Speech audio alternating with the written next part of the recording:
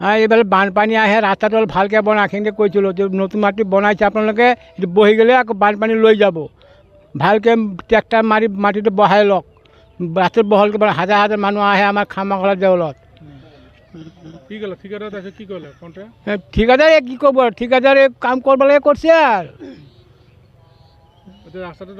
ৰাস্তাটো ভাঙি গৈছে। এতিয়া আমাৰো শাস্তি হয়, আমাৰো শাস্তি। আমাৰ এই ল'ৰা ছোৱালীকেইটা আহে ৰাতিপুৱা, বহুত আঁতৰৰ পৰা মানুহ আহে, গাড়ী তাতে থৈ দলঙত থৈ পিছে এনেকৈ যায়।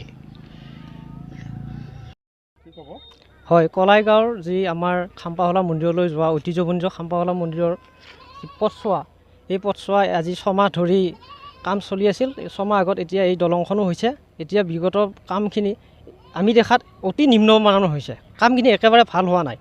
গতিকে এই কামৰ লগত জড়িত যিখিনি ইঞ্জিনিয়াৰ, ঠিকাদাৰ, যিখিনি মানে কৰ্মকৰ্তা, কাম কৰা মানুহ, যিখিনি ঠিকাদাৰৰ ওপৰত বা ইঞ্জিনিয়াৰৰ ওপৰত যিখিনি চোৱা চিতা কৰিব লাগে, ডিপাৰ্টমেণ্টৰো গাফিলতি হৈছে।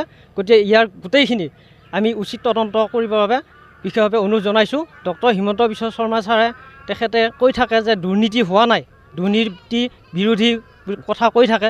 গতিকে ইমানখিনি দুৰ্নীতি তেখেতৰ যদি স্বয়ং নিজে চলাই থকা বিভাগটোতেই এনেকুৱা দুৰ্নীতি আমি দেখিবলৈ পাওঁ, তেনেহ'লে আমি কেনেকৈ ৰাইজ সন্তুষ্ট নহয়। গতিকে আমি কলাইগাঁও আঞ্চলিক অসমীয়া যুৱ মঞ্চৰ তৰফৰ পৰা তেখেতলৈ আমি বিশেষ অনুৰোধ, এইবিলাক ক্ষেত্ৰত দুৰ্নীতিৰ ক্ষেত্ৰত বিশেষভাৱে তদন্ত কৰিব লাগে আৰু লগতে এই কামবিলাক বিভাগীয় কৰ্তৃপক্ষই ভালদৰে চোৱা চিতা কৰিব লাগে। নহ'লে ইয়াৰ প্ৰত্যুত্তৰ হিচাপে আমি সদায় আন্দোলন কৰিবলৈ বাধ্য হ'ম।